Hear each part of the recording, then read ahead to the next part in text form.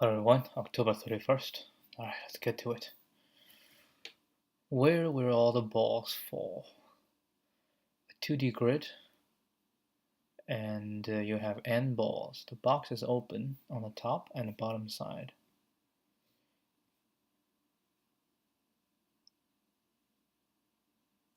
Each cell in the box has a diagonal board spanning two corners of the cell that can redirect the ball to the right or left.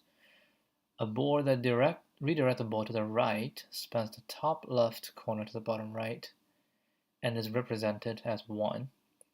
Board that redirects the other way to the left is going to be -1. We drop the ball at the top of each column of the box. Each ball can get stuck in the box or fall out of the bottom. A ball gets stuck if it hits a V. Yeah. Between two boards, or if a board redirects the ball into either wall of the box. Return an array answer of size n, where answer I is the column that the ball falls out at the bottom after dropping the ball from the ith column, or -1 if the ball gets stuck. So the answer is, oh wait, hold up. Answer I is the column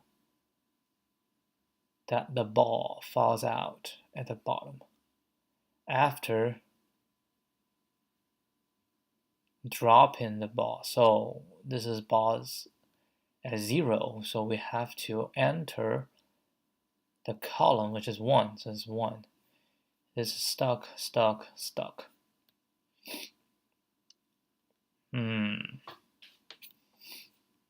It's actually a quite interesting problem.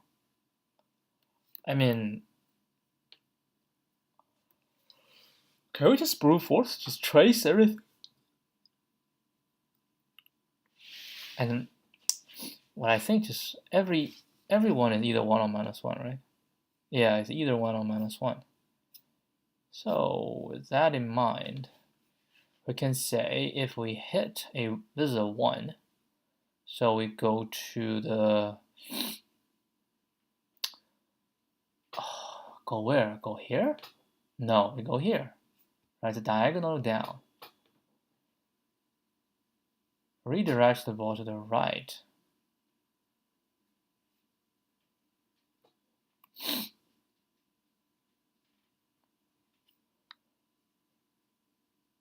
What if this is, if this is a -1, then we got stuck. If this is a 1, then we just, so everything goes right, so we check the right. If it's also a 1, then that means we'll go diagonal to this one. This is a 1, so we go down, diagonal, right? This is the left, check this is the left, so we go left, go to this cell, so we check these. Yeah, okay, I don't think this is hard. Oh.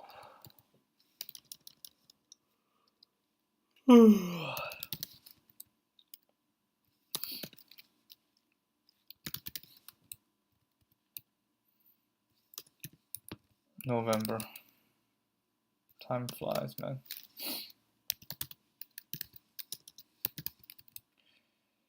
Time flies.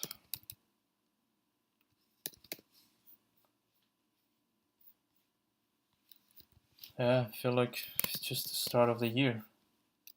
Well, start of the year, I wasn't even here. Okay, so we're gonna go for everyone, and it'll be the same. You want to write a function? Yeah, we can write a function, right? We can call the function the next, right? Get the next cell. You know what? It'd be easier. Let's just do it inside. Then we don't have to grid. So ij, right? We're gonna return tuple int and int. Okay. Then sure mn.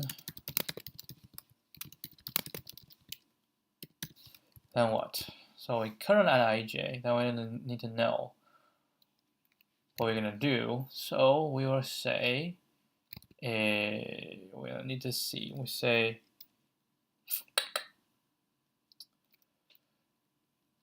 if we say if current with grid ij, right, is equal to 1, and so it's going right, and j plus 1 equals to n, turn empty. If grid ij is equal to minus 1 and j minus 1, right, so this situation, j minus 1 smaller than 0, turn empty.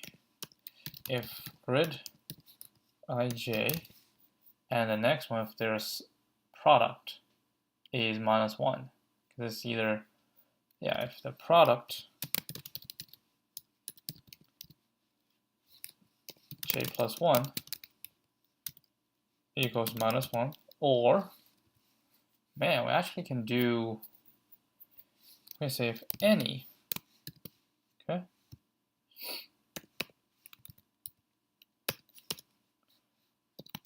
right, so any of these is true, right, this,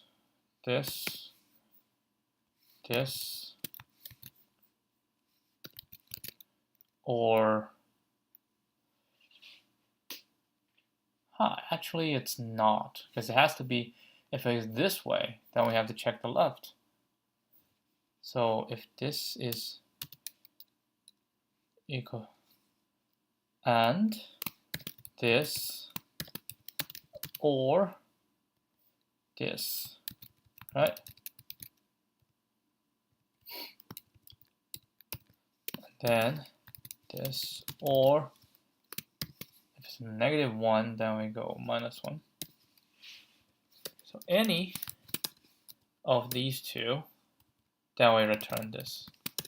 Otherwise, right? Otherwise, that means if it's 1, and this is definitely not minus 1, so we will move to. Then we will return I plus 1. Right? We say I plus 1, j plus 1.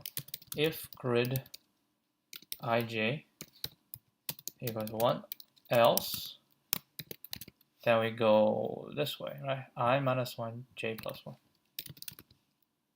I can just do this.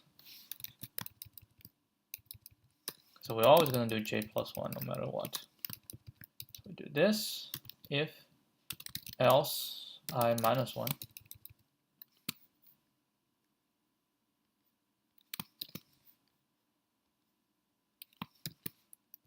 Okay, so this is the, now, what we're going to say is,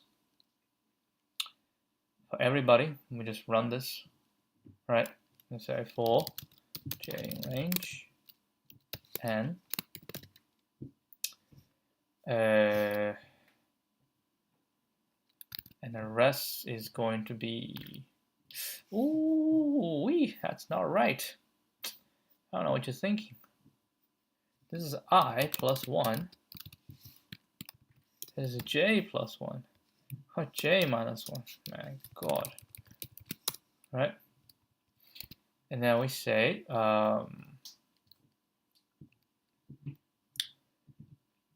while I equal to 0. Right? Say while I is smaller than m, we say next. Yeah, you know what? Let's go minus 1, minus 1. Okay. So n I j. Oh. jj equals j. Okay, so jj equals next cell I and j, right? Then we're gonna have a result, and we say if I is smaller than 0, then rest out append -1 and break.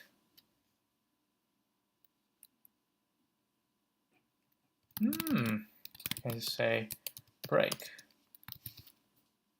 If it's larger than 0, then we'll keep going, and actually go JJ, right? So we just keep going on the next one. That's actually JJ, right? Because the next one, JJ, next one, JJ.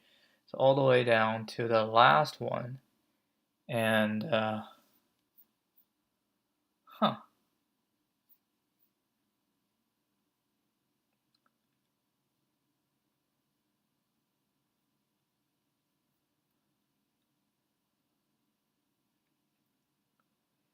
because at the last one we'll check, right? Well, basically we're going down to here,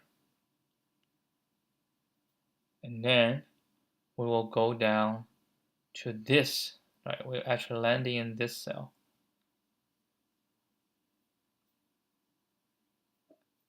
Yeah, because we go from here down to this cell, and then we'll go down to this cell, right? So when we add this cell,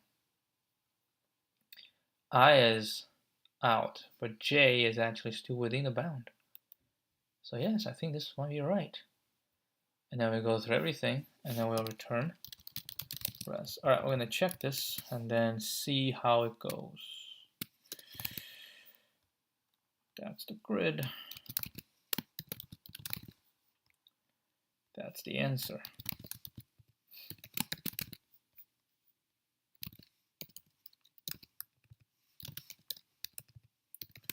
Thank God I gave me another example. But if you think about it, we can do this as well.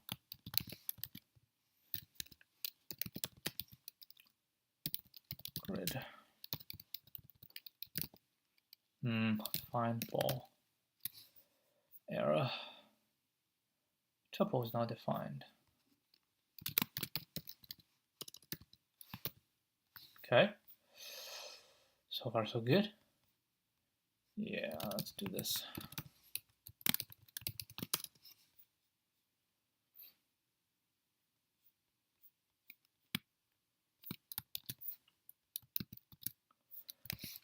We can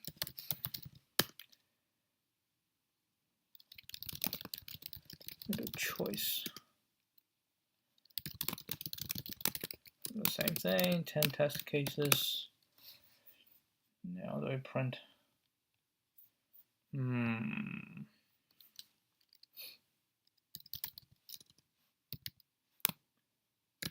Okay, so this is out layer. Let's do 10. Okay. The in layer. Let's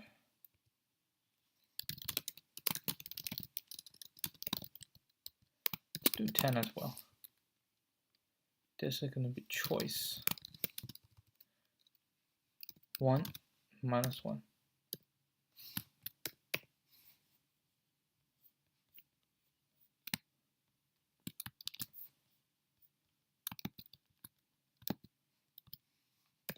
Okay. Run this. Oh, looks good.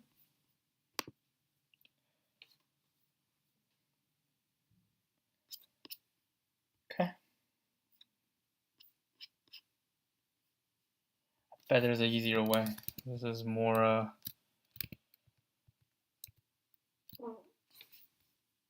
as a kind of brute force.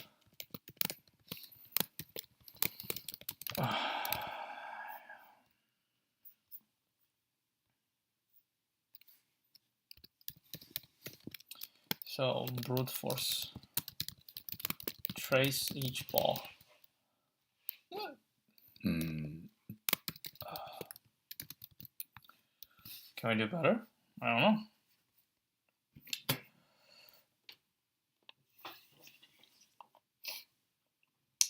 Maybe we can analyze. Oh, if we analyze row by row, it'll always still be the same.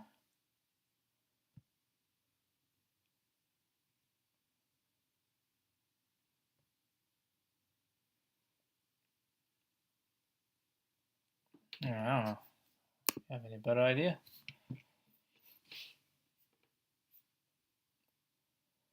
DFS.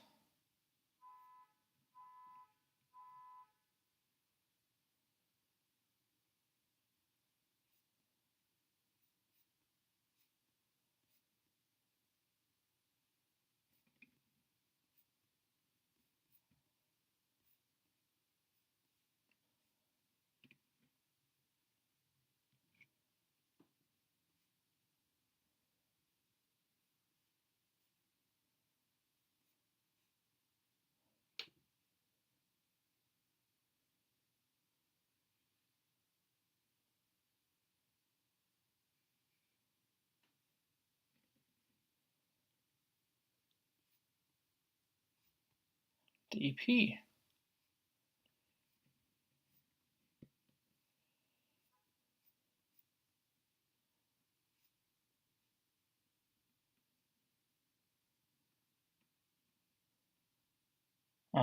Recursive. Yeah, this is.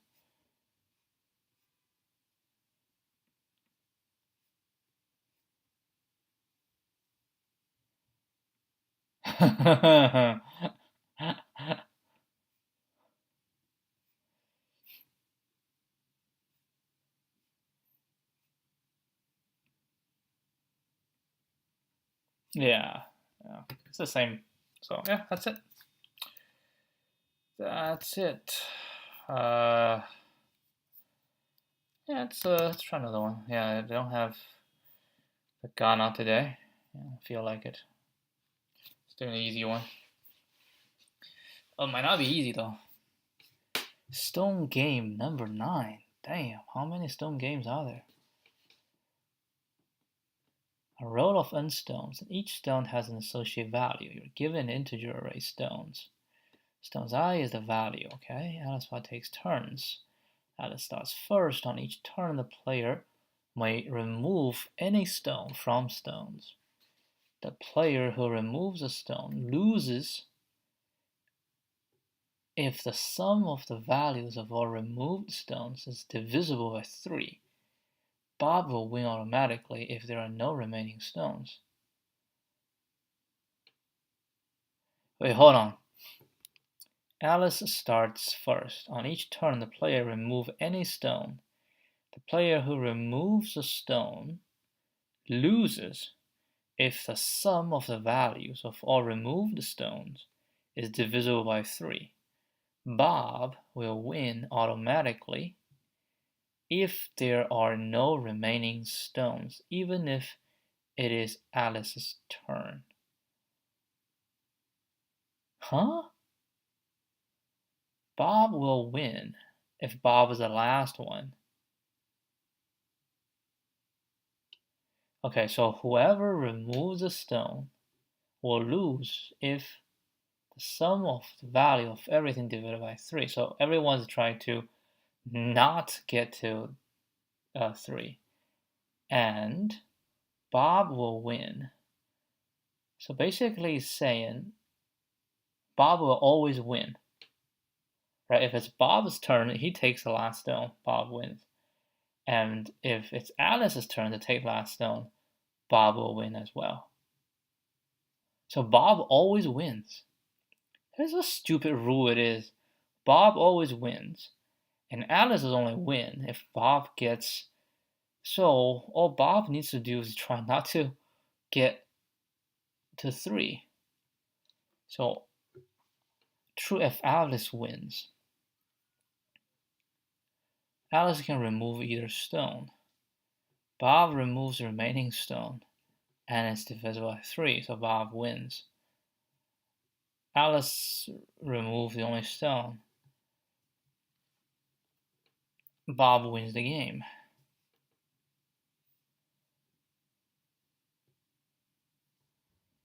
Alice can remove the second stone, value 1.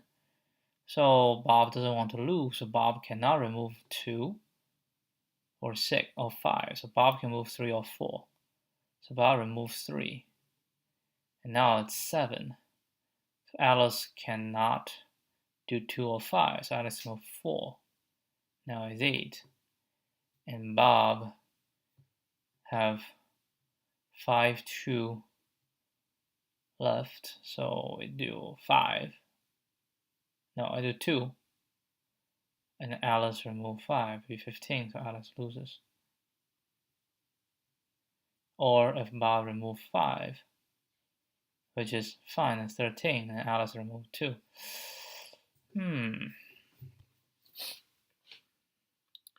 Alice's go first, so definitely the first one is try not to get to the multiply of 3.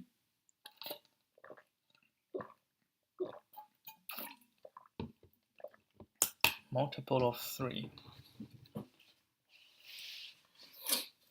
Are they all unique values? Never said it's unique values.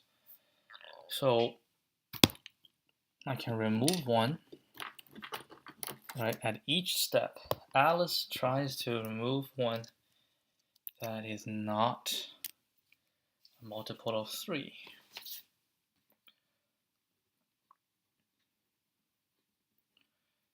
So Alice, let's say Alice move 2. And then Bob also don't want to, so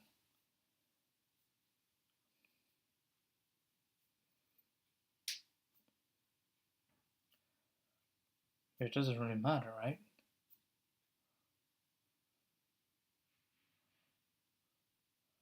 There's Alice and Bob, Alice and Bob, Alice and Bob. And who removed the last one?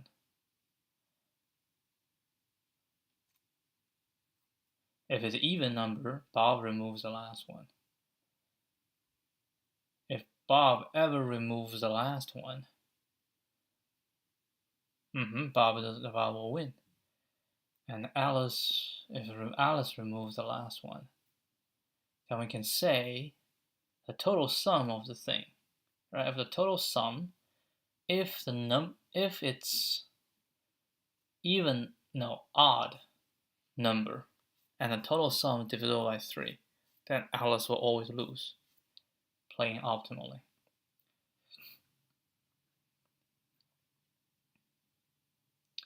But could it be a case where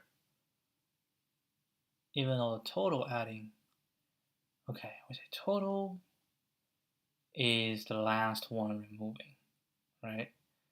And if the last one remove is not a multiple of 3,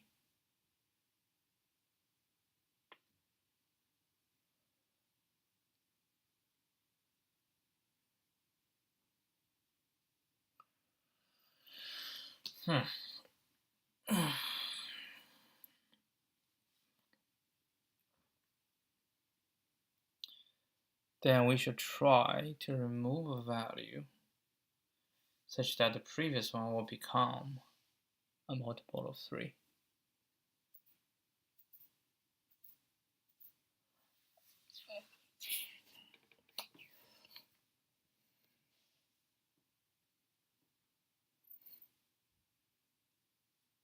And if everything is a multiple of 3, then Alice loses.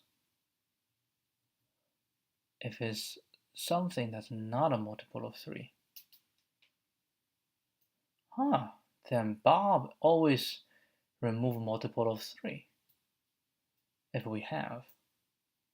Because Alice moves first, she will definitely choose something that's not a multiple of 3. And then Bob goes. Right? And Bob, no matter what, Bob always wants to remove multiple of 3. And when Bob removes multiple of 3, Alice wants to remove multiple of 3 as well, because the first one is not multiple of 3. So As long as we have one value that's not multiple of 3, Alice will take it. And then they'll both take multiple of 3, right? So that's how we can just eliminate all the possibilities. So we take out, then which one to take out at first?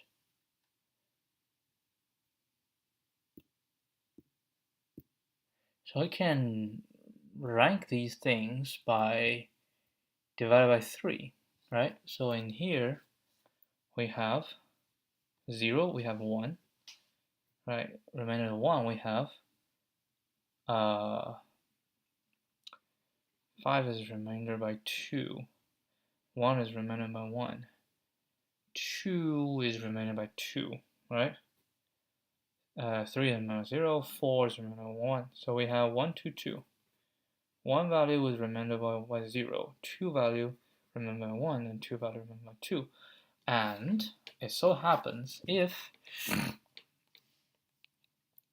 we have remainder by 2, and then we do another remainder by 2, that becomes remainder by, we just keep track of the remainder, right? So Alice first starts, and it is,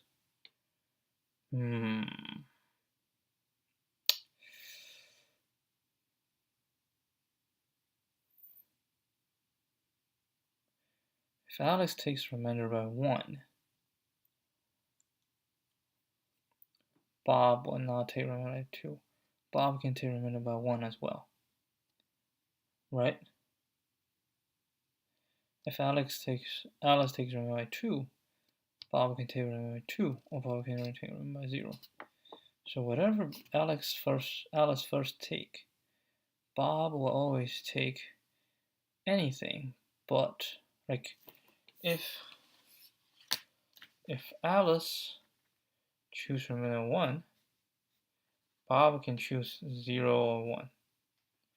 If Alex chooses 2, right now we have the remainder. If Alice chooses 2, Bob can choose, depending on the current remainder, right? Depending on current remainder, I should say, depending on current remainder. And when we start, the current remainder is 0. So if it's 0, one person will choose 1 or 2, right? And then if the person chooses 1, the other person will choose 0 or 1. If you choose 2, the other person can choose 0 or 2, right? Cannot choose 1. Now the remainder is 1, right? 0 plus 1 is 1. The remainder is 2, remainder is 1, remainder is 2. So go back to the situation. If remainder is 1, right? Then we can choose. Yeah, maybe we can, I don't know. Can we do this? Let me run again. So remainder is 1. So it's either remainder is 1 or remainder is 2. Remainder is 2, either remainder 1 or 2. Right? If remainder is 1, we choose 0 or 1. We choose 1 or 2. Right? This remainder is 1, so it's the same. We'll get a 0 or 1. Remainder become a 1 or 2. Remainder is 0. Remainder is 2. Yeah, if 1, 2, 1, 2, and then this is going to be remainder 1, 2. Right? Like first step, the second step, third step.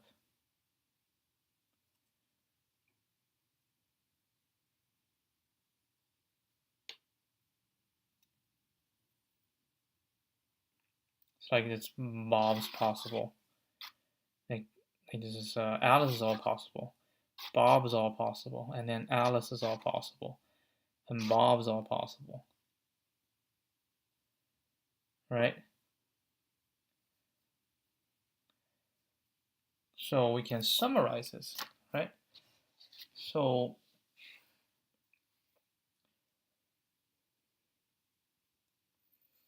remainder. So after Alice's choice, right? Oh, but yeah, after Alice's choice,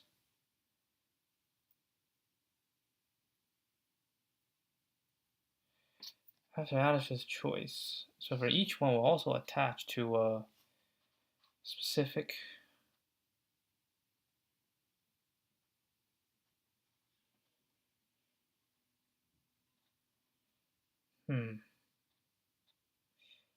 I feel it's too many states.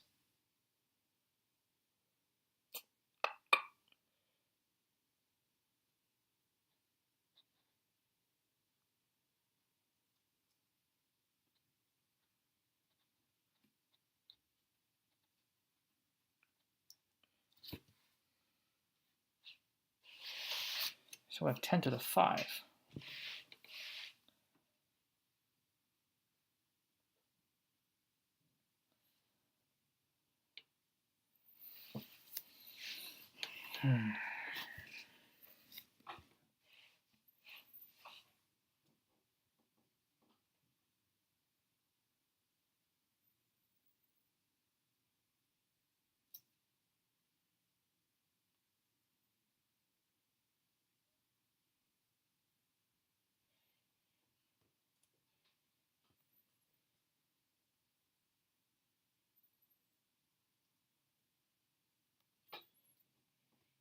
Yeah, you go all the way down. That's already 10 to the 5th.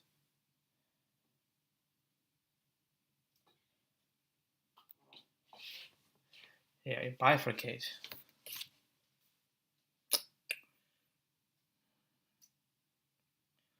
And what we want is, as they're doing this, nothing adds up, right, to multiple of 3.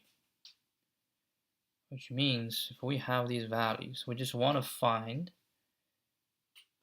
the longest chain that will not add up to 3.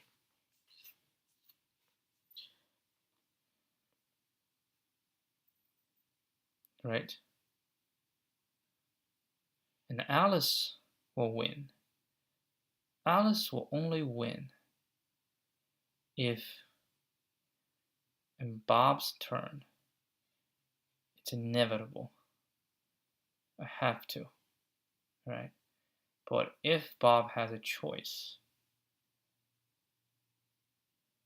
then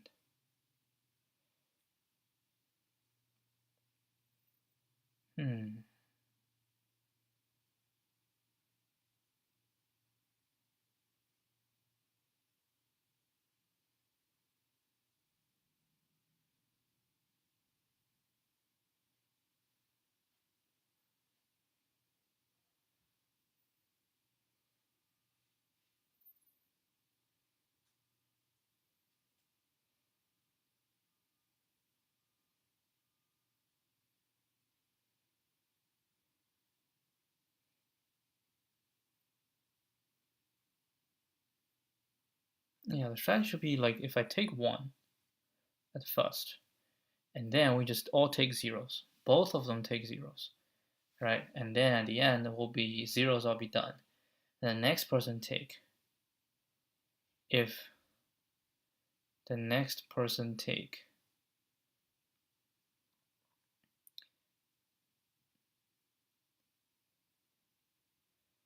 has to take, if there's 1, Alice takes 1. So Alice needs to force Bob to take 2, right? And Bob can take 1. Now it become 2.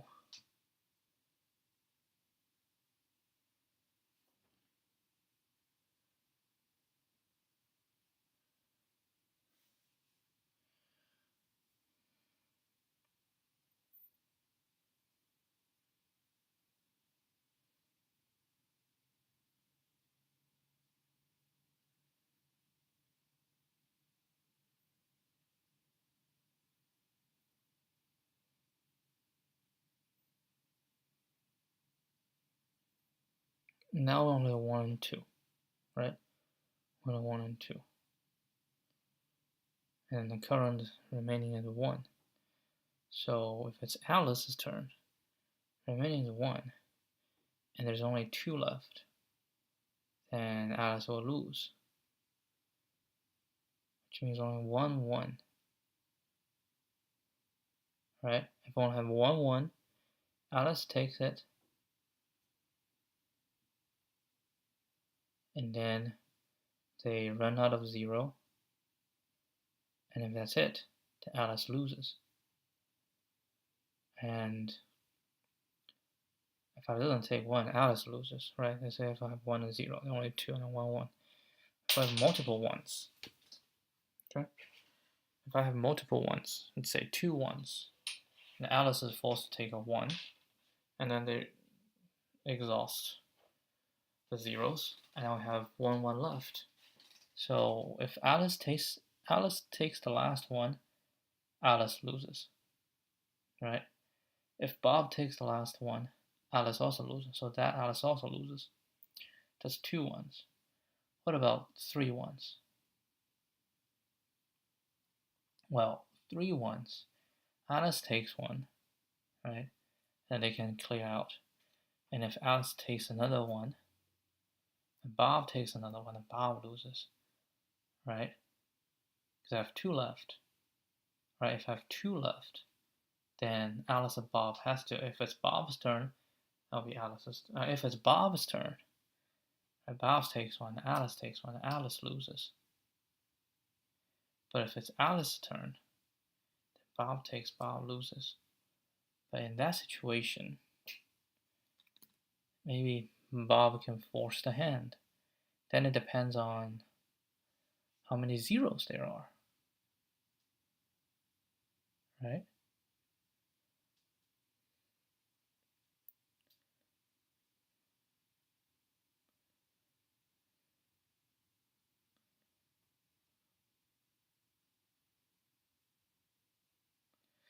Hold on, let me think again. If somebody takes none, then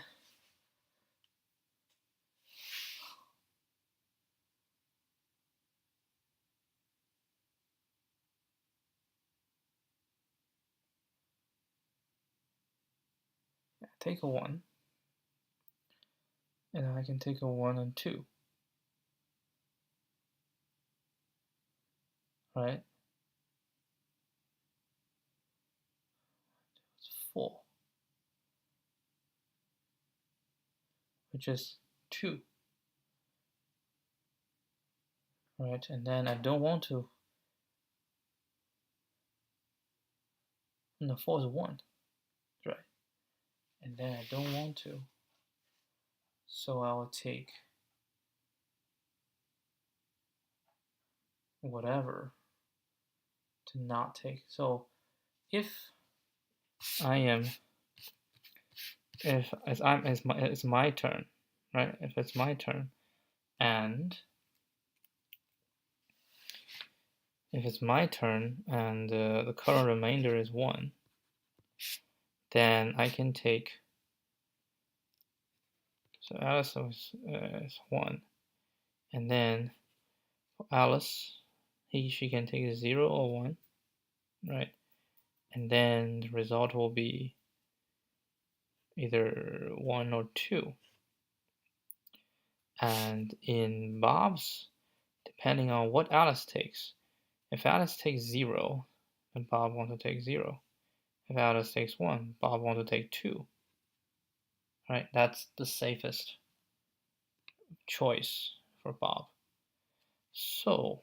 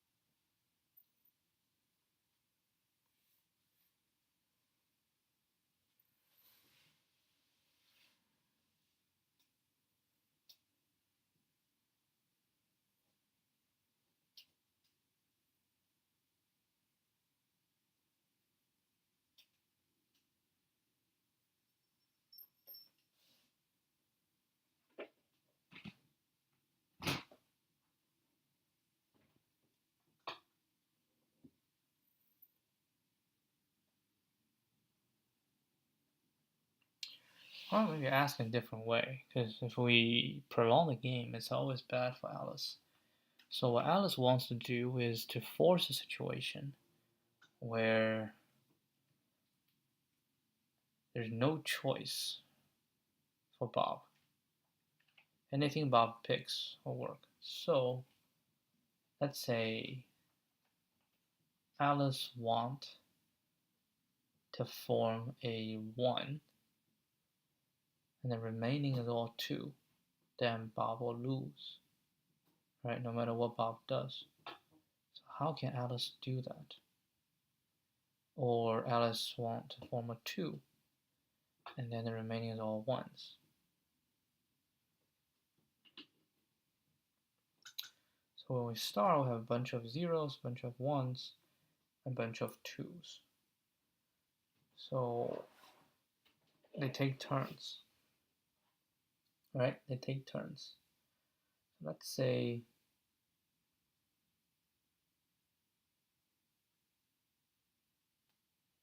Alice's goal.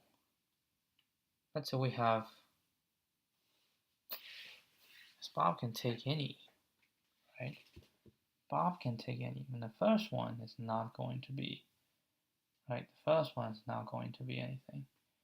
And then Bob can take whatever he wants to take, right? So if Alice takes 1, Bob can take a 0 or take a 2. And then whatever Bob takes, I mean 1, whatever Bob takes, Alice can.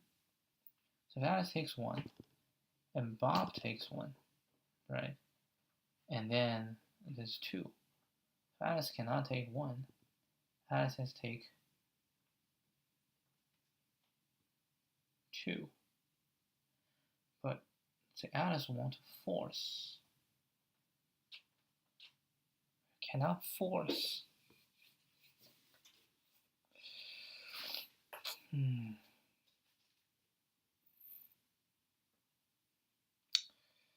Maybe we should DP this? I don't know. Like, let's say if I have 5, Bob wins, right? If I have 5-1, Alice wins. Because Alice takes 5, Bob takes 1, right? So if I have 5-1s, Alice wins. At 5-1-2, who wins? So we say this is Alice wins. But now it's different.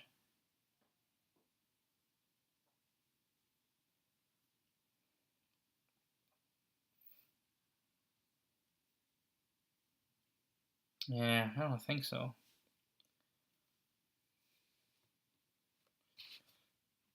So we have is 2-1-2, right? A 2-1-2 situation.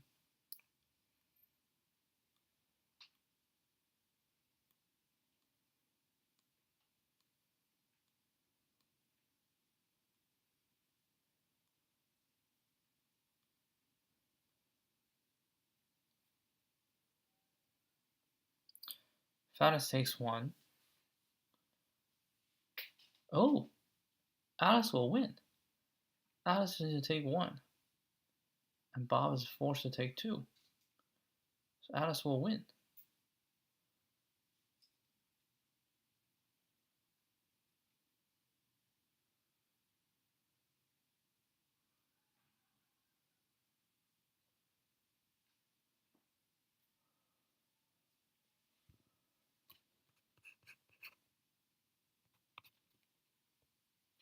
How about this? 1 5 1 2 4 2 1 2 1.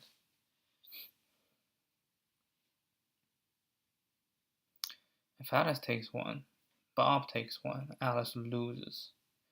If Alice takes 2, right, Bob takes 2. Okay, now we have 1, basically it's 1, and Alice takes 1, and Bob takes 1. Alice wins. What's the optimal for this?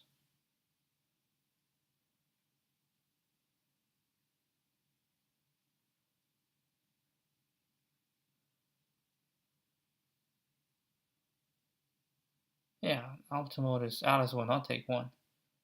If Alice takes 1, Alice is going to lose. So Alice takes 2. And Bob has to take 2. Right? Bob has to take 2. And then, after Bob takes 2, we go back to Alice is at 1. And then if Alice is at 1, Alice can only take 1. Now Bob is faced with 2. So Bob needs to take 2. There's no 2. It's only 1, so Bob loses.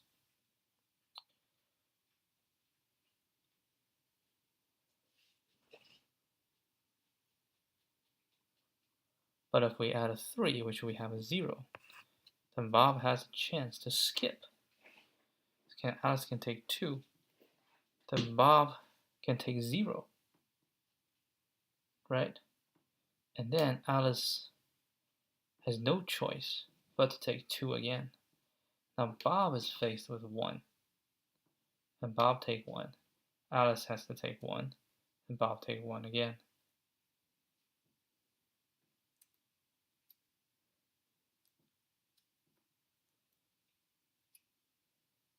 Alice wins.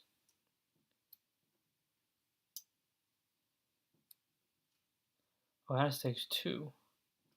Bob takes 2. Force 1 on Alice. And Alice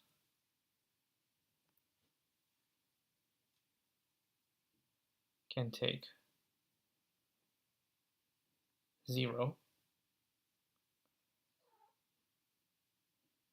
Bob take 1.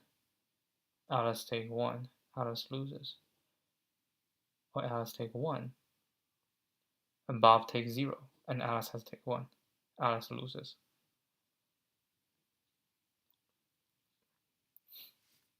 So when Alice takes 2,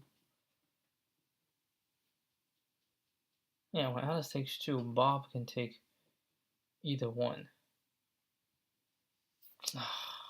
This is still analysis. Analysis is not going to work. By 10 to the 5th, we're going to time out for sure.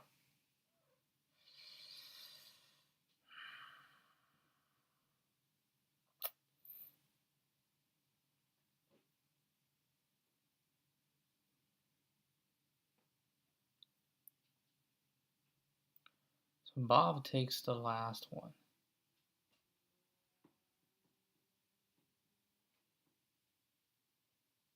Alice take 1.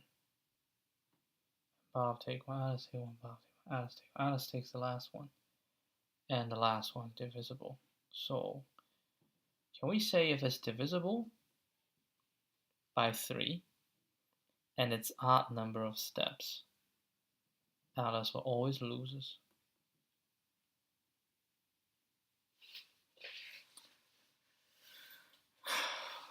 Why? Why is that? Well, because we say if there's a way for Bob. No, we can structure thing like no, then that's not divisible by 3. Right? We have to figure out right away if we want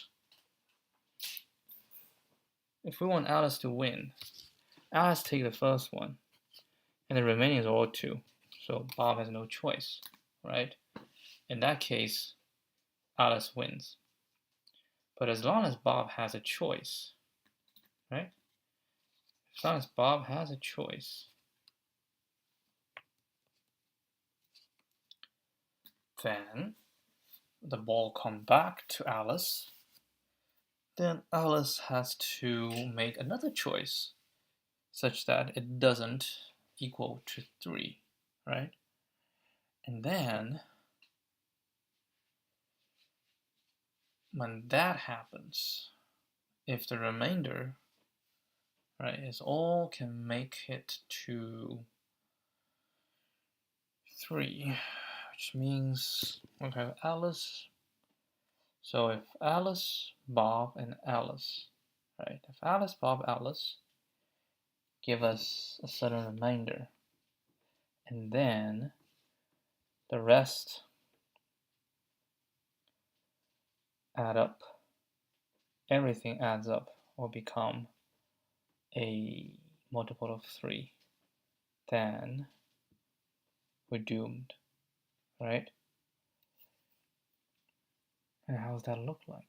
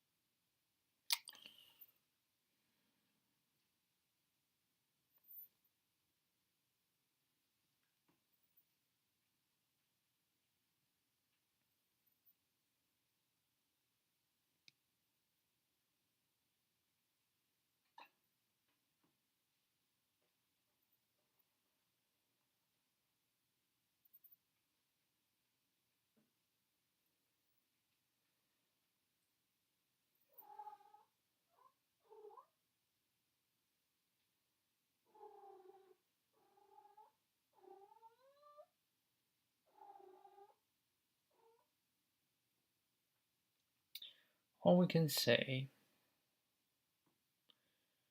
it's not divisible. So if we take 1, right, if we take 1 and the remainder is divisible by 3, or the sum,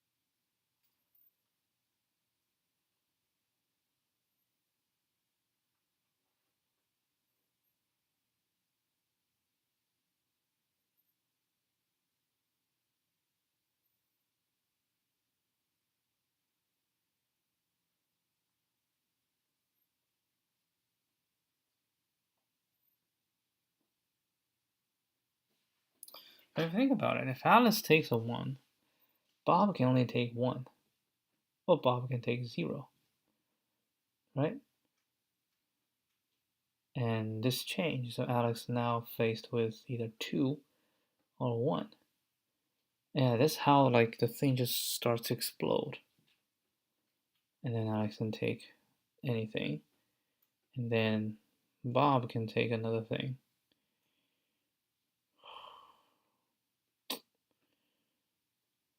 Unless we get rid of all the zeros. Unless, yeah, that's what we say. Alice takes whatever, and then get rid of all the zeros. Because if you think about it, they all have to take a 0 at some point. Right? If there's nothing to take, they can take 0. Nothing to take, they take 0. Nothing to take, they take 0. Hold on, maybe let's say they don't touch 0 at all, and then they take whatever that will not render them into multiple of 3. And at a certain point, they cannot take any more. So they just take turns to take 0, so take all the zeros. So that will be equivalent of them first taking all the zeros and then take. You know what? I'm going to try this, right? So we'll have Alice take either 1 or 2. And if Alice take 1, we get rid of all the zeros. Okay? Get rid of all the zeros. And it doesn't matter because if Alice Bob doesn't take a 0 and take something else, and Alice starts to take 0 first. Right? And then if Alice takes a 0 first, depending on how many zeros there are. And eventually, yeah, let's say we have 4 zeros, right? So Alice takes 1. If we're going to be Bob, Alice, so it will be Bob take the next one, right? So basically it will be the same as Alice takes something and then Bob takes something. So if Alice takes something and Bob takes something, right? And then Alice, Bob, then it's Alice. Then it's the same as Alice takes something, Bob takes something, and Alice takes something. It's the same, right? So now if we have odd number, Alice takes something. If Bob, Alice, Bob, then it's Alice takes another thing. Now we have Alice take 2 things in a row. That's different. So what you're saying, if we have even number of zeros, we have Alice, right? And then we go Alice, Bob, right? So it will be Alice. No, it will be Bob, Alice. Then it will be Bob take the next one. Or if we have Bob go first, then we have Alice, Bob, then Alice will go next. So it will be the same. So whether we take those zeros or not take those zeros, the effect is the same. Like it won't affect the final order. But if we have odd numbers, so if Alice go first and then Bob, Alice, Bob, right? Then we have Alice go again. So they'll become Alice and then Bob, Alice. But if we go Alice, Bob, and now Alice, Bob, Alice, now it's Bob take 2 times, right? So that is the difference, which means depending on how many we have on the zeros, if we have even number of zeros, it's deterministic. We just pick 2 possibilities. Alice either take 1 or Bob take the other, right? Or Alice take 1 or Alice take 2. That's it. But if it's if it's odd number, then we have to consider Alice, right? And then take 2 Alice, then we have, a 1-1 possibility. Oh, that's also deterministic because Alice can only be 1-1, right? There's no other possibility. We already get rid of all the zeros. So it's just 1-1 because Alice cannot take 2, right? Or Alice can go 2-2. No, Alice. So if it's Alice, that's a 1-1 situation. Or we have Alice, Bob, right? If Alice, Bob, we can have 1. Alice take 1. Bob cannot take 0 because we already handled the 0. So Bob take 1 and then Bob take 2, right? or Alice take, or Alice take 2, then Bob has to take 2, which give us 1, and then Bob has to take 1 again, right? And then Alice has to take, and then it's just 1, 2, 1, 2, 1, 2, 1, 2, going to the end. So these are the situations, right? So if it's even, then we have Alice, Bob, Alice. We have 1, 2, 1, 2, or 2, 1, 2, 1. Then we just count. No,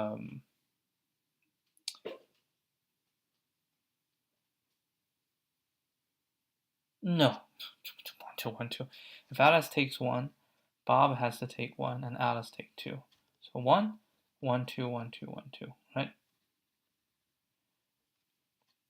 Or 2, 2, 1, 2, 1, 2, like this. So if this is the case, then we say if Alice takes 1, then we just count how many 1s are left and how many 2s are left. And we'll see who will take. Yeah, so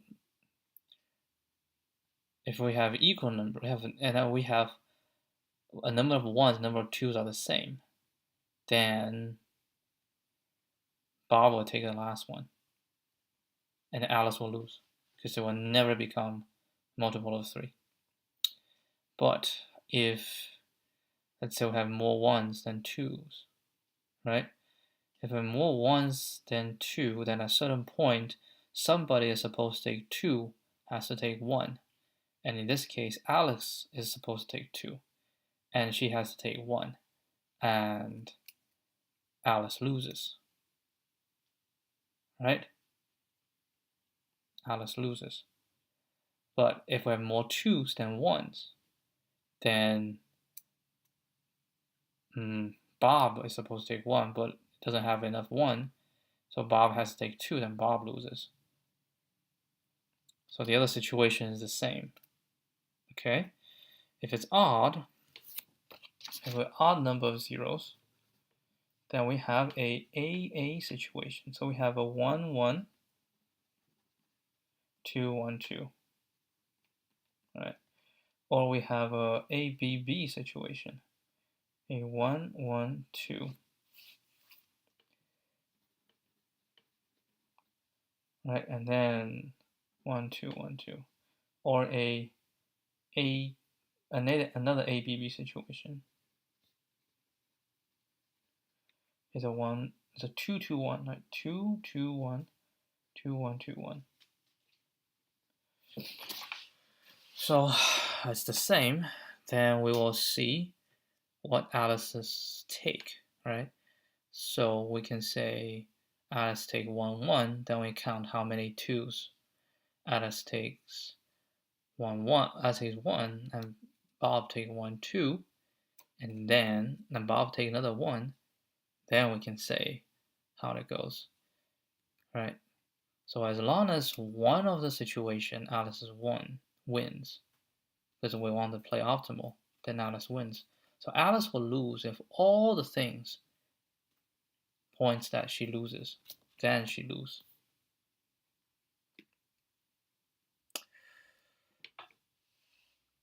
But hold on. Alice takes 1, right? So yeah, we have 3 situations. Alice takes 1, and Bob takes 0, right? And then Alice take 1, right? That's Bob's. If this case Alice wins, then Bob chooses, okay, I will not do 0. I will do something else. And then maybe we'll force Alice to take a 0. And if Alice takes 0, right? Then, yeah, Bob doesn't, so Alice takes a 0. And then, Bob take this, right? And then if I end up,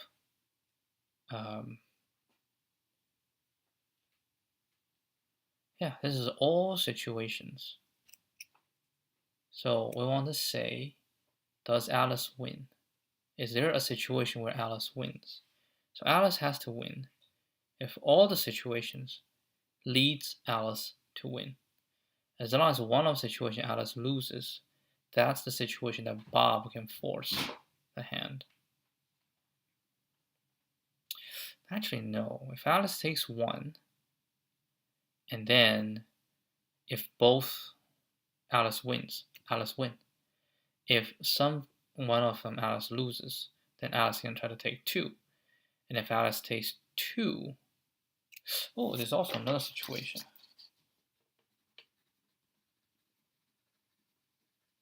Right, it's a 2, 2, 1, 2, 1, 2, 1 situation out there.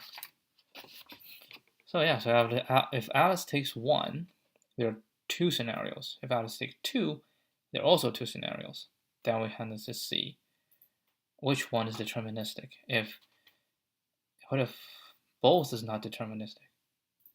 If Alice takes 1 and it always wins, Alice wins. And if Alice takes 1, 1 wins and 1 loses. Alright? And if Alice takes 2, also 1 win and 1 loses. Then what? Then what?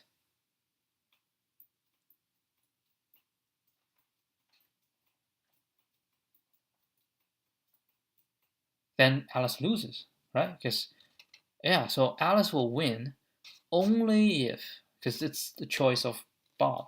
Alice takes 2, and then Bob's choice, right? Bob's choice can make Alice take 2 again, or Bob has to take 2. So it's Bob's choice. Basically, if one of them, if Alice has to win, if both situation wins, as long as one of the situation Alice loses, that's Bob's choice. Let's try this.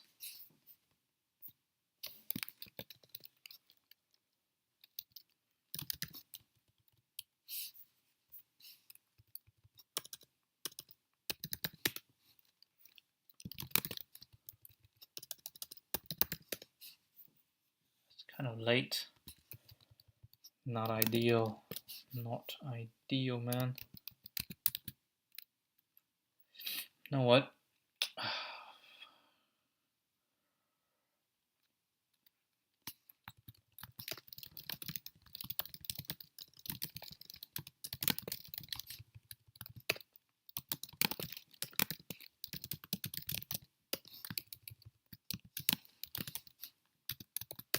Okay. Then say if C0, if it's even, right? Then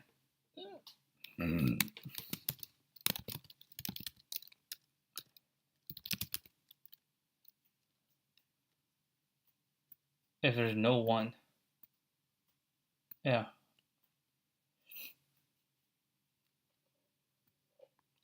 If there is 1, so A takes a 1.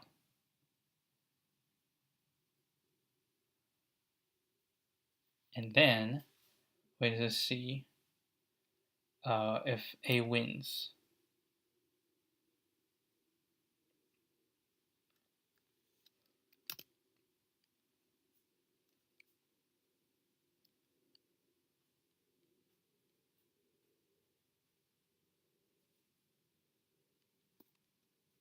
Then we will say C1 minus 1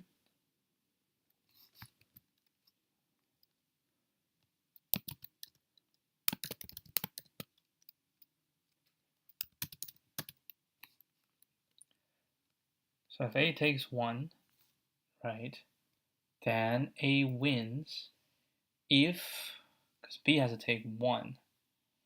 So if there's A can take 2. So if there's more 2 than 1, so we can say C2, if I more 2 than 1, then A will win. But if I have more 1s than 2, then A lose. If there are equal number of 1 and 2, A also lose. So So it says A takes 1 first. So A takes 2 first. So it's C2 minus 1.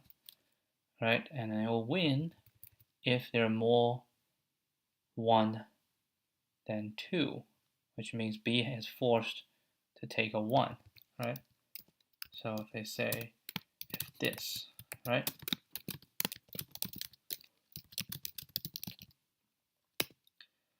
And then both has to be true. Then we can say return A win 1 and A win 2. Else, then we have to say A takes 1 first, then A win 1 shall equal to C1 minus 1. So it's a 1-1 situation, right? So C1 minus 1, then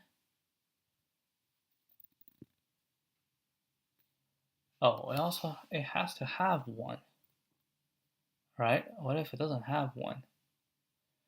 If A doesn't have 1, then this will be 0. Then there will be negative value,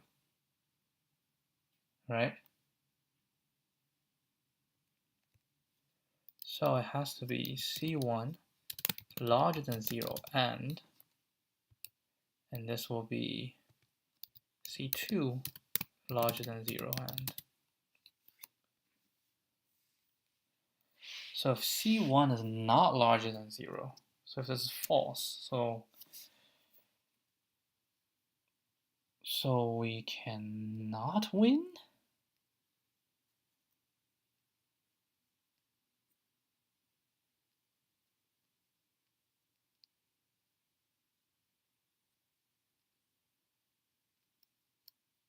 No, if we have, so if it's equal to 0, or if we don't have C1, then we definitely don't take 1 first, right? So I always try to take 2 first. Then if we take 2 first, then this is also, what if C1 is 0 and C2 is 0, both are 0? And the only thing we can take is C0.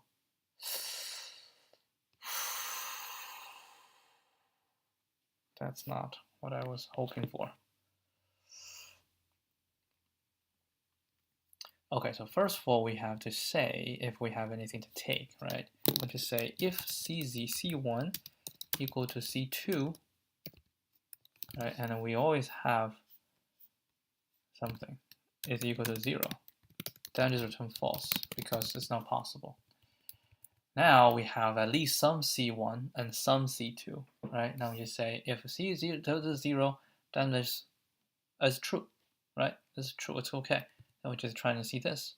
If this is true, then yes. So that's the first one.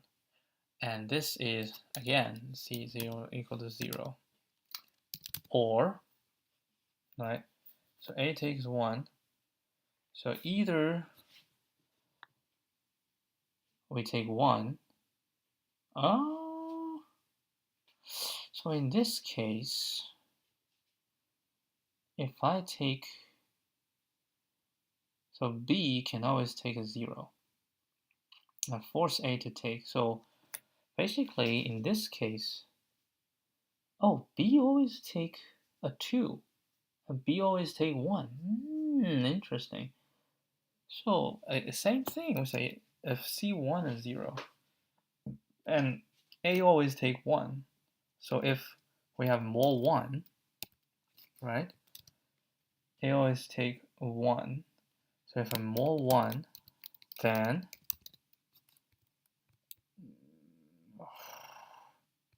this, then 2, right? So A takes 1 again already. Then we have remaining, A has to take 1, and B has to take 2.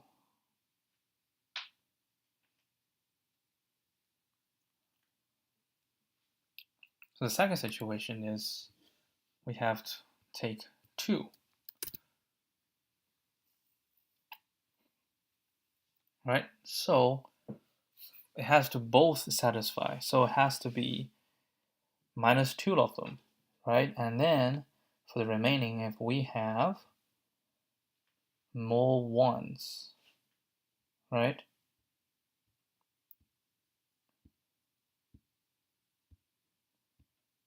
And then if we have equal number,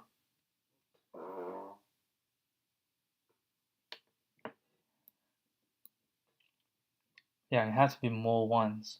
So force B to take a 1. Right? B is supposed to take 2, but we don't have 2, B have to take a 1.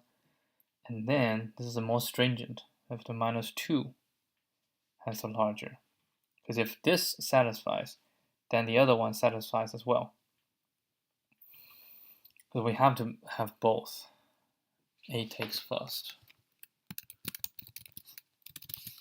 Okay. And then A win 2. Right? So we can have take 2. Then we say, because A always take 2. So we say C2, right? In the first case is minus 1. The second case is minus 2. Larger than C1. Takes 2 first. And then we return A win 1 and A win 2. Man, I have no idea if this one works.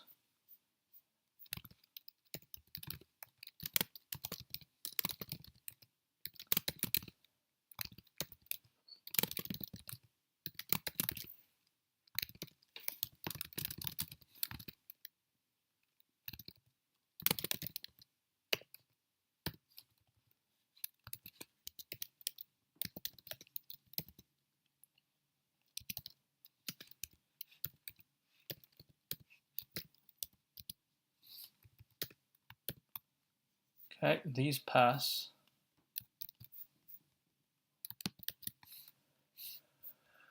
Ten to the fourth.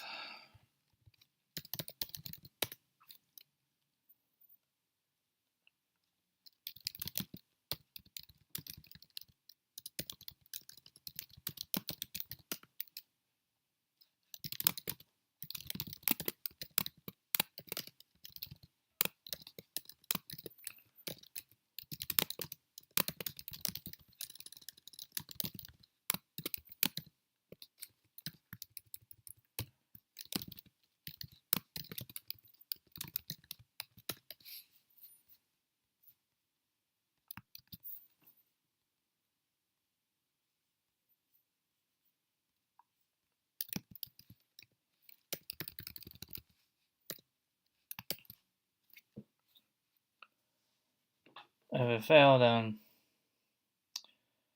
yeah, I have to think about it again. 5. How about 5? Yeah, it's late. I'll think about this tomorrow. Give me a good test case so I can analyze it.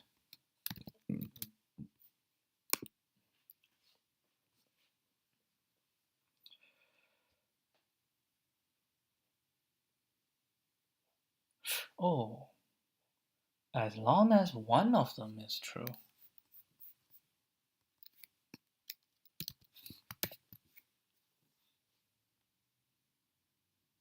Eh.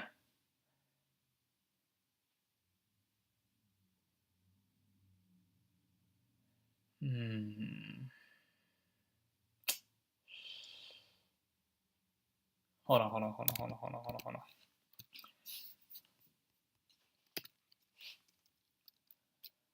If C1 is equal to 0, no 1. So I cannot take 1. So I have to take 2 first. Right? Then can we just return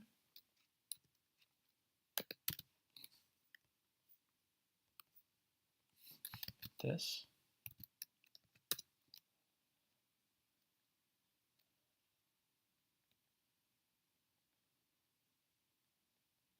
hold on, if C1 is 0, right, so we cannot take 1, so we have to take 2, right, and then this is the result. And if C1 is not equal to 0, right, then we can say if C2, right, if C2 is 0, then we have no choice but to take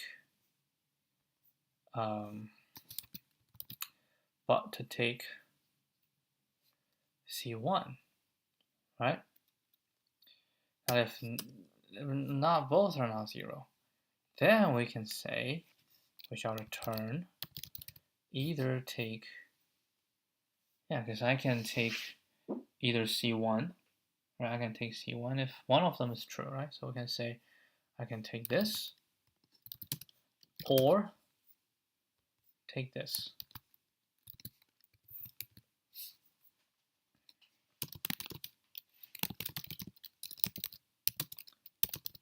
Two first, right? This is A takes 1 first. So same thing. So if C1 is equal to 0, then it's kind of forced to take 2 first.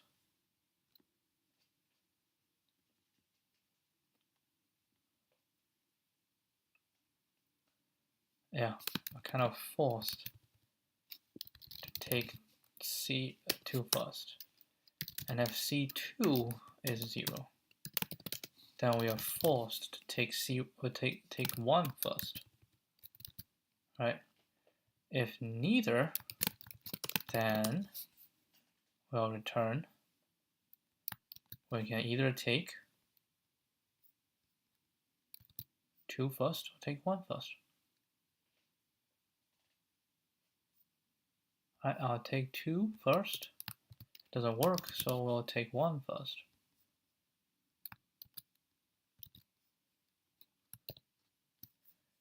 These always pass.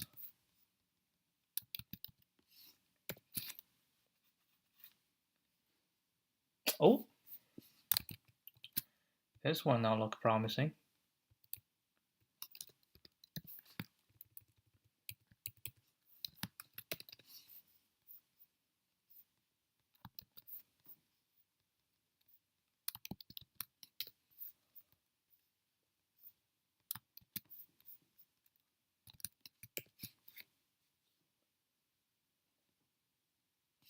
Okay.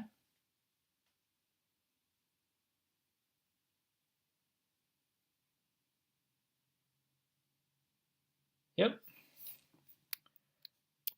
Oh, we have to write about this tomorrow. Yeah, we did it, but I need to analyze this thing. All right, I will see you guys tomorrow. Adios.